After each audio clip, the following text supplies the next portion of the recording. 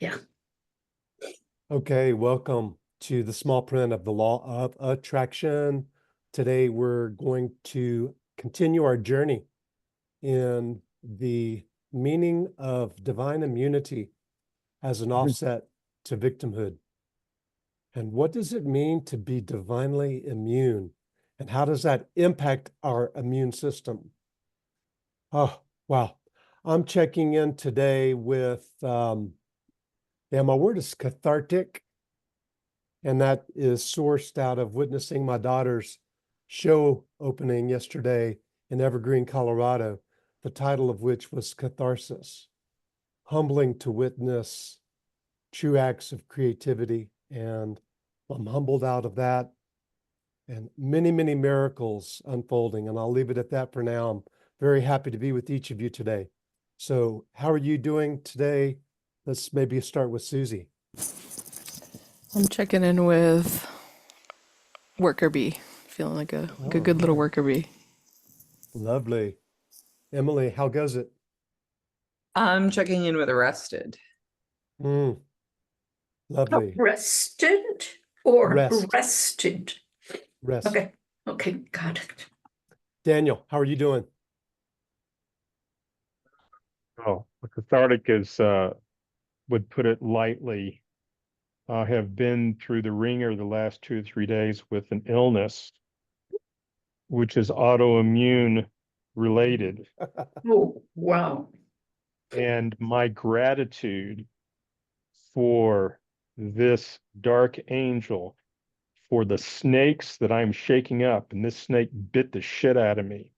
So I won't go into the details since we're being recorded, so I can keep what I'm going through privately, but I will, I'm going to jump in today. So y'all can poke on me, pick on me as much as you want, because I am ready. Awesome. Beautiful. Anna, how are you doing today? Hi, I am well. I've surrendered to the circumstances. Lovely. I've had my plans change and things that I like, things that I didn't like happen, and I'm just whatever. It is what it is. Workability. Yes. And Maha.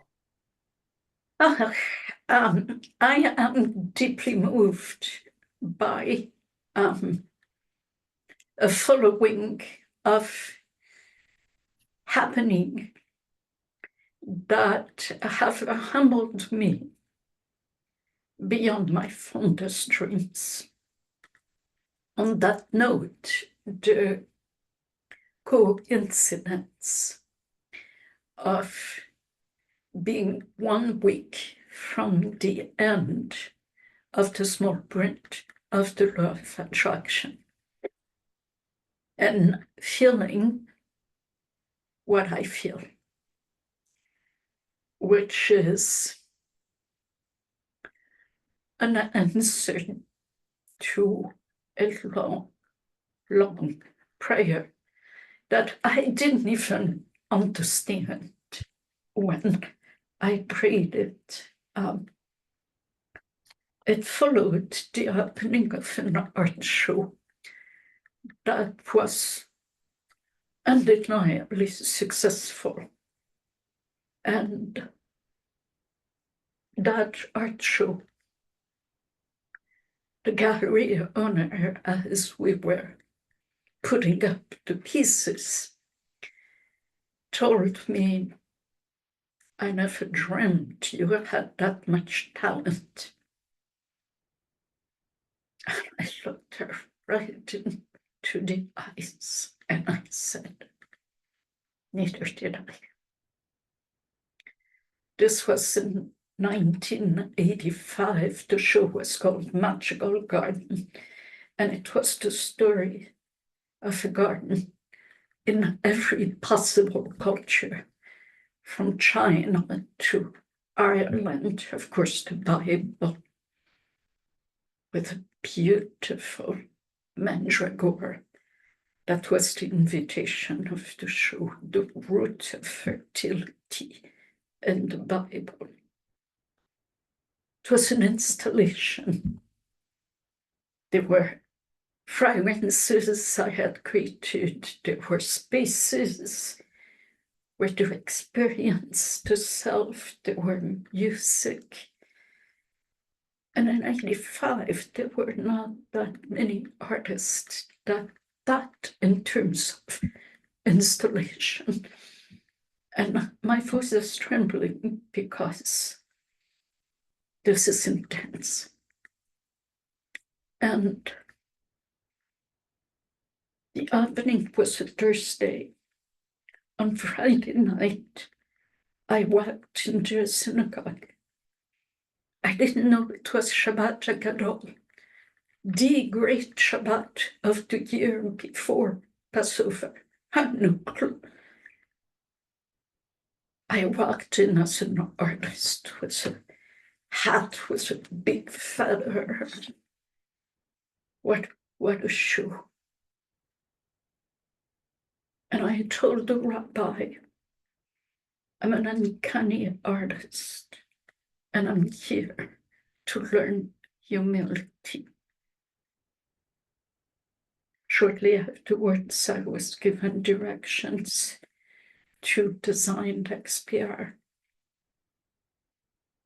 So it's in 85 that I didn't even know why I prayed for humility and what that meant. And today I know what it means. And it happens to be coincident to the small print of the law of attraction. So I really must have wanted humility to have it knock me off my game so powerfully that I can't play the same game anymore. And so when I joined this little synagogue, and when God told me, reveal that Hebrew is a meta language and you will heal your mind, because I'm so full of it, I kept doubting it. Yeah, it's funny, but it's true. And then came this last week, and the small print and the immunity and what the body is doing. Daniel, you're my brother. Susie, you're my sister. Emily, you're both. And Anna, I'm so glad you changed plans and joined us. You're beautiful. Mirror. Thank you. Thank you, dear Angel. So yes, XPR is no bullshit. Neither are the fractals. And so we're looking at two very important fractals. The relationship of fear to sacredness, knowing that the resistance of the victim is fear. If you look at the resistance fractal, which is in the page called Why Print This Page? Because that has the whole keys of this whole technology. So in the resistance fractal, you will see that just like shame is the resistance of the saboteur, fear is the resistance of the victim.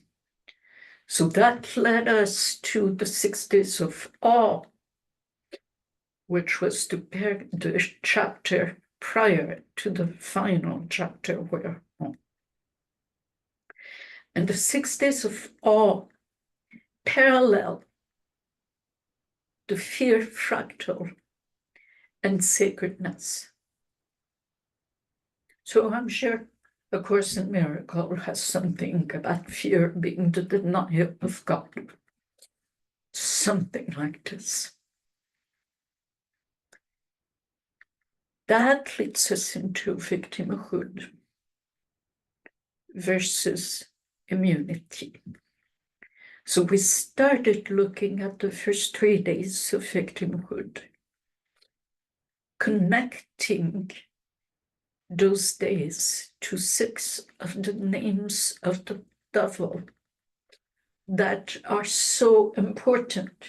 They're part of TV shows, movies, Beelzebub, the Lord of the Flies. I mean, hello, people. Lucifer, very successful TV show. Those are the most important names of God. Belial, I mentioned how Carolyn Mace was saying that the worst curse that anyone can put on themselves is low self-esteem. I don't know that she knows that Belial in Hebrew means without worth. I don't know that Joe Dispenza, that speaks so beautifully of being worthy, knows that one made it the most influential name of the devil. The Jewish mystics speak on it beautifully, and it is in the Code of Opposite, Book 3, I believe, if you're interested. The 3 nets of Belial. Edifying. That was the word I was looking for, my God. Edifying. I am edified.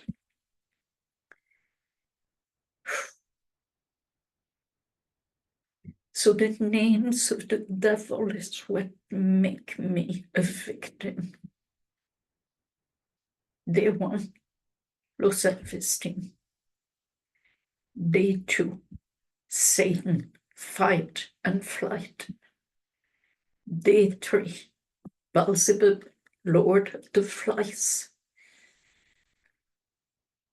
Anyone who has had an eating disorder knows about the Lord of the Flies. It's like you handle one aspect of emotional eating, and there's 100 flies that come in. It's like having a piece of meat in the sun that is ladled with honey. Flies come. And then you have to handle 100 more flies on the way of being free of your eating disorder. Intense. So that's where we were. And actually, Sarah, welcome. Michael, what I shared with you, I was going to review about the fear. I think I'll leave it for next week. Yeah, I think that would be wise. Yeah, thank you for the communion here. And I'm ready to start. Sarah, if you come out of hiding, I mean, not hiding, silence, then let us know what's happening with you. So, where's Beelzebub? There it is.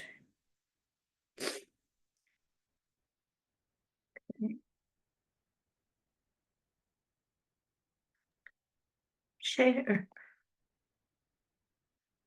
And maybe before I share,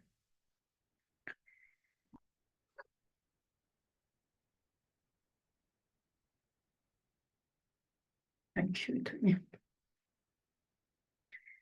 I've always had a big mouth in both directions, eating and speaking. Kissing, not as much. But I'd like to pause and ask you what touched you in what I shared. if you are willing to speak. Some of the things that we really want, we fight. And the fight is the victimhood manifest. And what shows through as truth is pure, and things that cannot be unpurified, they cannot be sullied. Such is the intention for purity and humility. And therein is the gift of receiving. Thank you, Michael. Amen. For me, I'm an undisciplined person and I don't study. I come to class and I'm usually mostly here when I'm in class. But I'm committed, maybe not 100%, but the lesson came to me. The lesson of victim, of saboteur, of shame and fear. And what I don't want to tell you is that I lost 2 phones in the last month. And for me, someone who relies on the phone to work with clients and who has a fight and flight relationship with technology, it's been a wrestling match. And I just have given up a lot. You know, it's like when you're getting your ass beat in the ring, you don't get back up, you just stay down. And so I came to Mexico for Dia de los Muertos. And I had one day of celebrating Dia de los Muertos, and then I got sick. And I was almost muerto. And I got what I prayed for. And I've never been more grateful to be sick. And that snake that got shook loose and bit me, the teaching that I'm receiving, the gratitude that I think I'm now moving into the stage of being a humanitarian. So everything you shared is a parallel with my being in class, the experience of life when I'm surrendering and I'm ready and I'm praying for it, and it comes and gets me, and I can go, I should be yelling at God saying, why'd you make me sick? And I'm saying, well, thank you. So it's I've never been in this level of humility before. It's and of course, okay, I've missed all the festivities the last couple of days. It's okay. I had a festivity going on right here in this heart, soul, in this mind. So thank you all for everyone here for keeping this container moving, because I have received and continue to receive great teachings. So all that you said just affirmed my own experience. So Daniel, you got bit by a snake? Well, not really. Okay, because I sorry, I missed the beginning, but I'm trying to make the connection.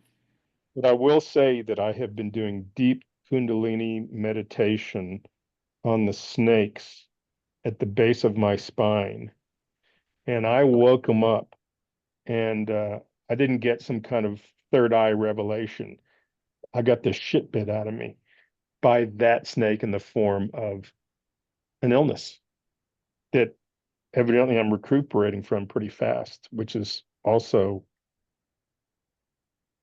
it's hard to explain. So, but thank you for clarifying. It's kind of metaphorical and at the same time, maybe not. So thank you, Yeah, Anna. yeah, for sure.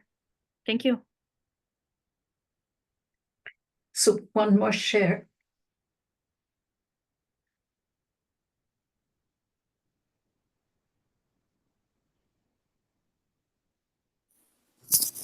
I'd like to Susan. share.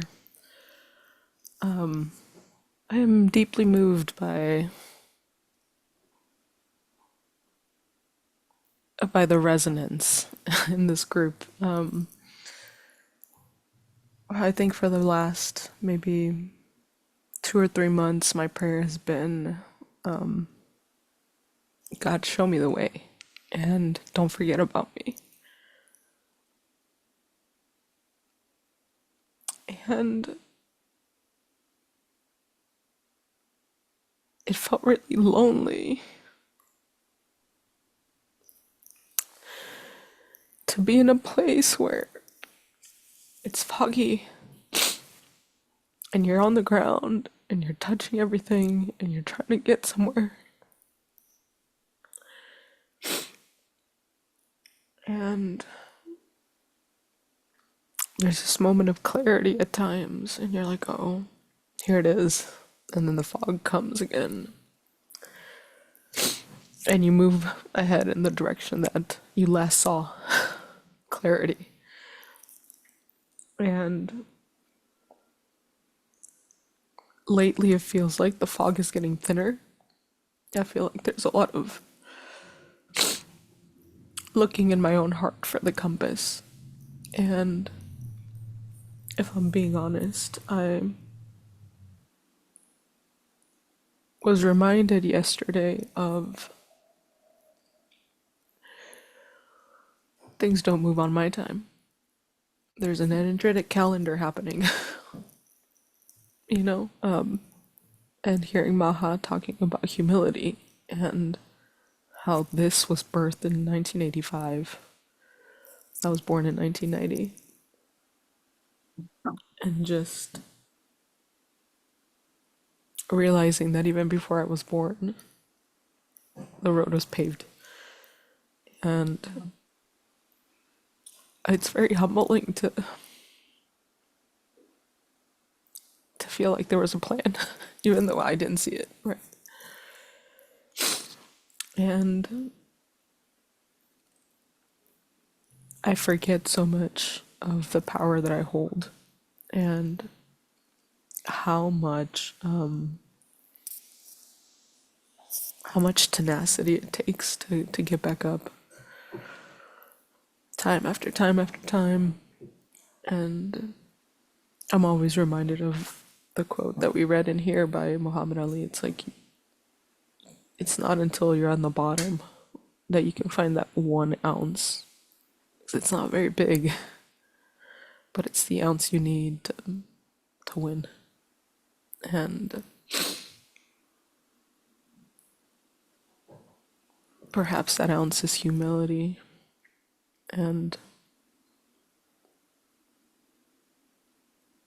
I feel like the weight of humility is far greater than the weight of perhaps anything else.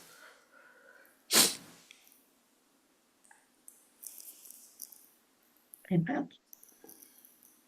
Thank you, beautiful Susie. Thank you.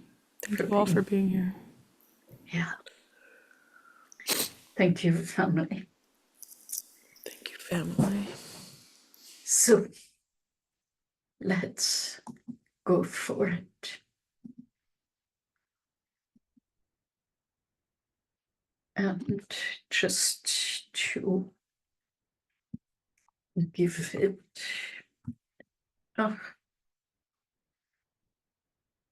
this is where we were.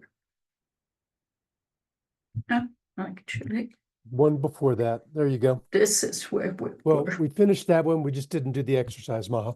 There we go. Exactly. Thank you. So, who wants to volunteer to go through this page? Well, Okay, then yeah. So allow me to give you a bigger screen. Here we go. Here. Thank you. And all yours. Eventually, it became clear that our emotions, attitudes, and thoughts profoundly affect our bodies. sometimes to the degree of life or death. This realization came largely from research on the placebo effect, the beneficial results of suggestion, expectation, and positive thinking. Dr. Larry Dossey. Consider the placebo effect. Placebo, Latin for I shall please. When I believe that a thing benefits me, no matter what thing, substance, treatment, or procedure it may be, the results I experience are beneficial to me. Consider the nocebo effect. Nocebo, Latin for I shall harm.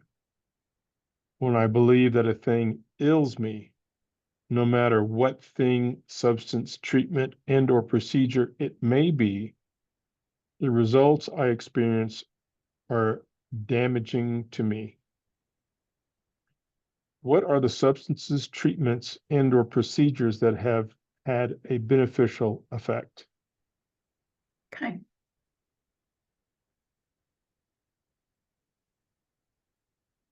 Um,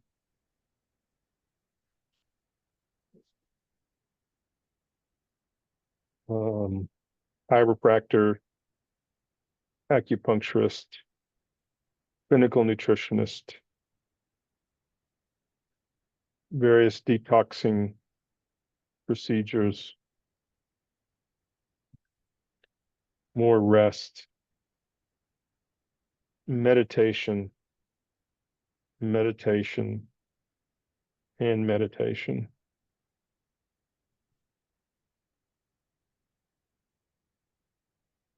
That's what comes to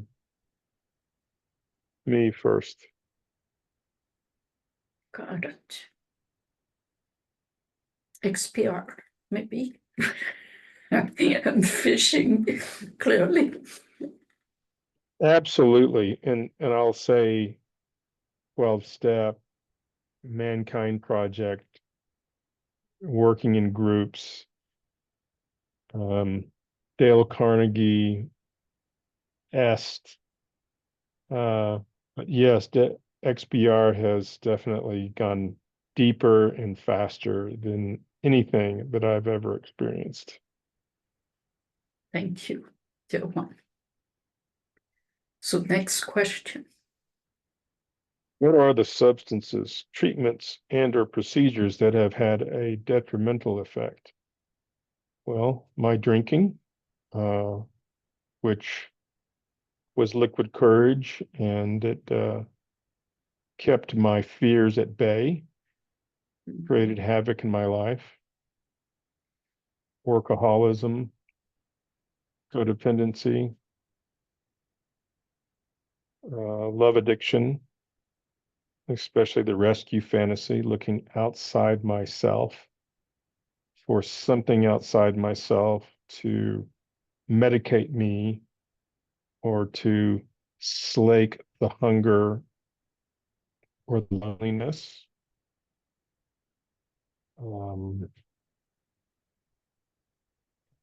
Achievement, which would be workaholism. And what I'm finding too is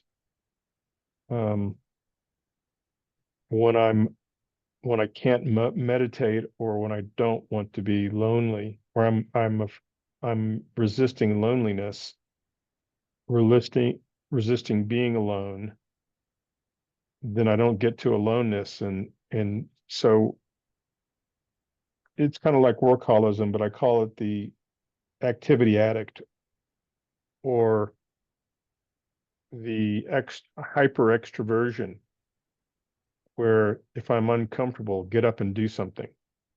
Mhm. Um, So the next question, why might you be unwilling to give that up since it harms you?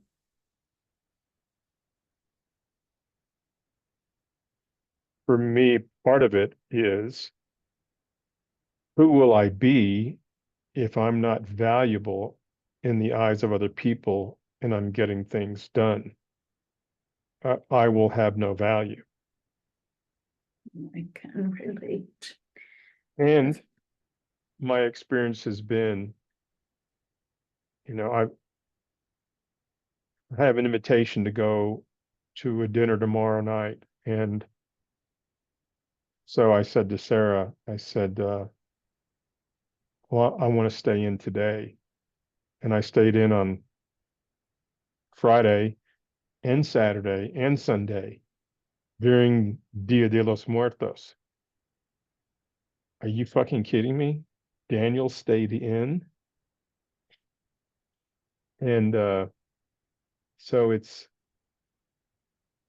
I'm not afraid to be alone. I'm not afraid to be in meditation. And